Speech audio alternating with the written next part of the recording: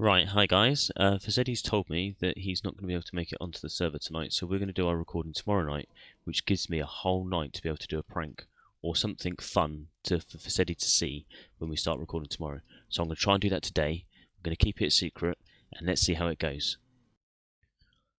Okay, guys. So I think I've come up with an idea. We keep calling the tree farm over there, but we've got a haunted forest. So what I think I might do is actually take it down and build a haunted forest, and then build Fizedi a nice haunted house in the haunted forest, so that he can hide out and self-isolate. I'll see you in a bit. Okay, guys. I didn't really have time to do a whole big build of what I was thinking about. I think I was being a little bit ambitious, but I've managed to put this in. So when Fizedi logs in, so we log in tomorrow to do our intro, he's going to see these entrance to the haunted forest. I think it's quite a good addition. It signifies what it is, and I think he'll like it. It's going to be a nice surprise. But I'll see you at the intro. Bye for now. Hey everyone, welcome back to SkyBlock. I'm here with BobertPickle. Hello, everybody. Hello, hello. And we're standing in front of a renovated, I think, haunted forest. So, what have you been up to?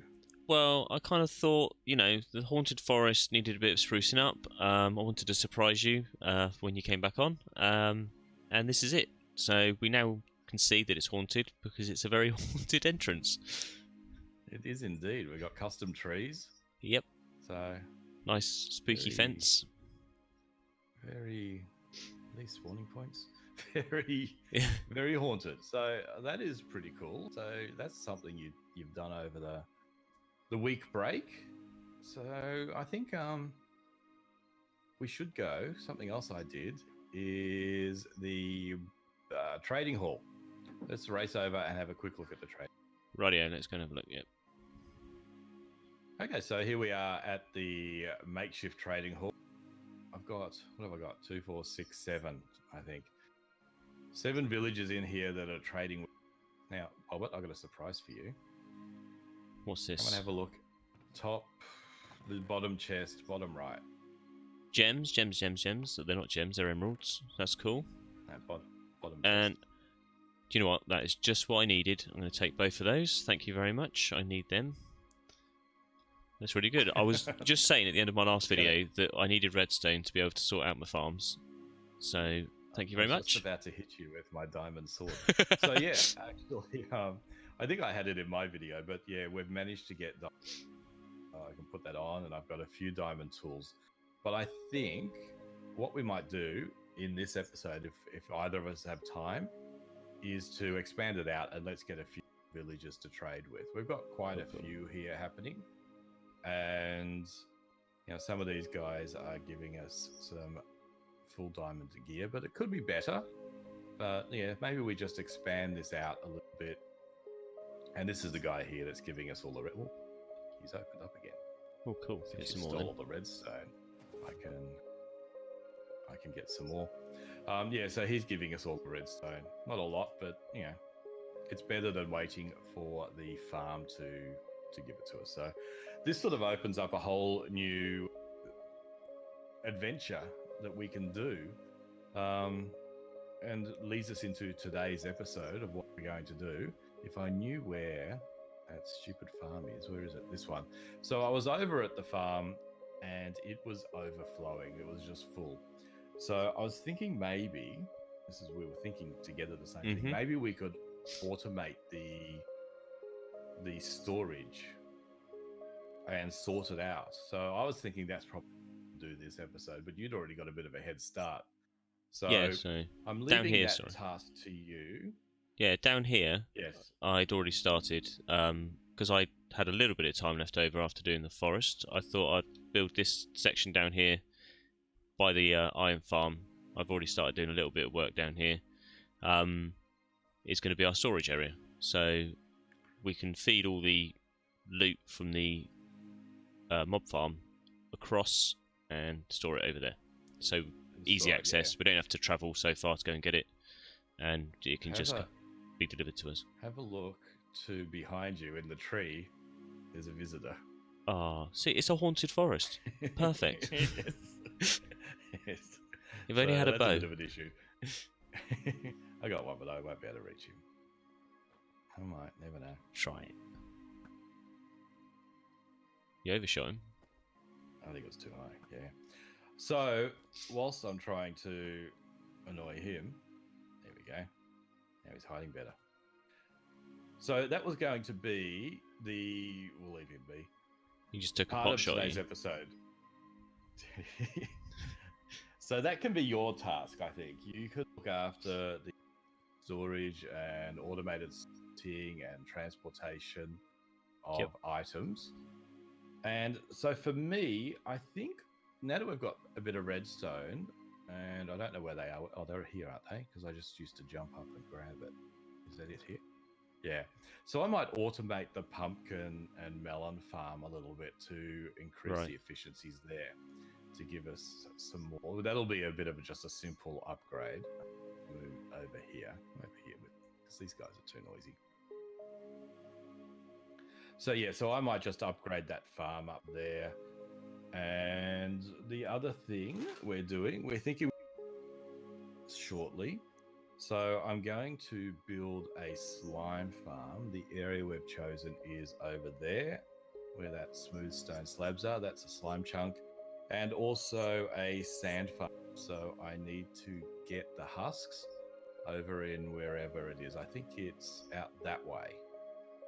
Nope, behind you. The desert. It's out that way. Oh, is it? Yeah. Okay. Yeah, so I need to go to a desert biome and create a bit of a husk farm so we can get the sand to turn into glass, etc. You've got your own little mob farm happening over here with the sheep, etc. Yeah, so I'm going to try... Oh, wow, There's a bit of a creeper party going on over there. Yeah, I was going to say, I'm going to rebuild this again. Maybe we'll automate that as well. Yeah, we'll automate that. I'm going to go for a third attempt. Yeah, actually, you said you were going to do a new cobble farm every episode, but that lasted I know. episodes. It's, yeah. Cobble became less important very quickly. So, okay, so that is our to-do list for today. So I guess we just race off and get going. Yeah, I will. So let's just jump into it. Oh no! So I've just got these chests in here. I've hooked them all up to Impulse SV item sorters. They are supposed to be overflow proof, but I've still got them separated just in case, and it's just the way it works out. So that's all linked up there. Just got to put the redstone on those, and then we're just going to filter up the iron up through here, and then across these hoppers, and then that should be in there, and then we'll sort the poppies out at the end. Right, so I've got all of them set up. I've got the filters all sorted, so they're going to take in iron. This is the item elevator, and I'll show you how that all works at the bottom in a minute, but that's going to come up here and filter across here. Just need to put this on to stop the iron flying out, because it'll fly at the top. And we'll come down here and I'll show you the item elevator. So we come over here. So here's the redstone that fires the items up the item elevator. So they're all coming through off these barrels down this hopper chain. The comparator will pick anything up that's in this hopper, which then sends a signal through to this piston, which pushes the observer into the observer, which then causes a continual pulse clock. It's observer clock, I think it's called, which then fires the dropper continuously to spit out the items, which then shoot up there and obviously into the hopper chain at the top, which then will filter out the iron and drop them into the chests over there. And then what we'll do is have a dispenser that fires out the poppies once we've got enough of them out the other end. So I'll just set all those up. I could even swap one of those for the poppies there, couldn't I? We don't need that much iron. That'd be 8 double chests of iron and 4 double chests of poppies. I think that'd be enough. So what I'll do is I'll swap that last one out for a poppy, and then anything else that overflows, we'll spit it out onto a cactus. So I just have to sort that bit out there. But what we need to do is we can put that on there, and as you can see, it's now spitting out the iron. I'll just run over there quickly if I can without falling off again, and I'll show you the items dropping into there. So just put it on there just to make it safe, because it's now dark again. We're having a bit of problems with spawnings at the moment, but you can now see. I don't know how hopper managed to get in there. There we go. All the iron is now filtering into there. Now, as these fill up, it will then overflow onto these ones, and then start filling these up. Another hopper in there, and then again over here. I guess there's a hopper, yep, in there. So what I'm going to do is change this one out for. What I have to do is access that there. See, I can change that for a poppy, and then all that will fill up with poppies, and then all we need to do is get a dispenser set up that will fire out, and it'll be much like the redstone for down there. Once something runs through, it will detect it and then fire up the observer clock, so it will just spit the items out onto a cactus so they can get destroyed, or we can just fire them to the void actually, because they get destroyed once they fall down there. So I'm going to go off and set that up, and then that'll be that bit done, and then we can move on to our next section, which will be either that or probably try and get the items moved from over here, and then we'll sort them all out along here, and it'll be pretty much the same as this. So what I'll do is I'll go off camera, I'll build it all up, and then just show you how I've sorted it and what I've done. I might make it slightly different in the way that the chests are laid out, but yeah, pretty much the same. So as you can see, I've linked up the mob farm now, so all the drops feed through these hoppers now, and rather than going to the chests, which I'll have to empty these eventually, runs underneath here and then all the way down that hopper line there. And as you can see at the end, if I zoom in, we've got a comparator clock ticking away, running into a dropper, which fires it into a water stream, or water elevator, which then fires it pretty much the same as what was over the iron farm, and then all that's filtered in. And again, over there, if I zoom in, you can see them ticking away, so each one's dropping items in. We'll go over there and have a look quickly, and I'll show you the items and how they're sorted. But yeah, didn't take too long, was a relatively easy thing to do. Next, I can't remember what me and Fizz talked about now. I think the next thing we're going to do is sort out the mob farm yet again, so for a third week in a row. I'm going to change it all again. Yeah, I'm not going with that one, it's not going to work. I've got another idea for that, so I'll bring you in and show you that once we start doing that. But gunpowder's flown into there, bones into there. Can we access the... No, we can't. So we have to wait for whatever's dropping there. I can't remember what it is now. Bones, don't know yet. String, and we've got mixtures in here, so we can take all those out. Stuff should be flowing in. It's probably just filling up because I've only put one item of each in, so it's probably just filling those up first before it's going to allow them to drop into the chest. But we just have to wait. There you go, bones are going in there still, so there's 20 odd going in there. I'll tell you what I could do. If I jump onto there, we'll show you the filters here. So, gravel. Gravel's going in the first one, then we've got gunpowder, bones, arrows, string, flesh, and then this I've left empty. It hasn't got a filter on it, although it looks like it has, and that's just going to be like spider eyes, glowstone, redstone, bottle, sticks, all the stuff the witches drop, plus any extra, any armors drops and stuff like that will flow into there. But once this is full and backs up, it will just go straight into this hopper clock here and just spit it straight out into the void, just like we did with the iron farm over there. So that is all that done. Like I say, on with the mob farm. I'll bring you in once I've sorted that out to show you what I'm going to do, and hopefully it's a lot cleverer than what I've been trying to do.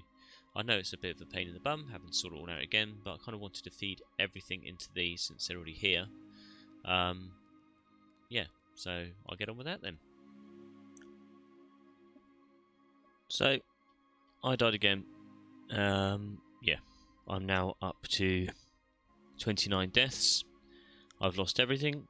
I was building, I had loads of stuff on me. I'm not going to have time to finish what I was going to do. So I'm going to call it here. I will give you a quick tour of what I have done, or bring you into what I've done. As you can see down here, I have finished this mob farm here. Oh, there's chickens and stuff in there, so hopefully you'll see that working in a sec. I do need to do the other side, but like I say, I haven't really got enough time for this episode or this week to finish that off, so I'll have to do that during the week or next time.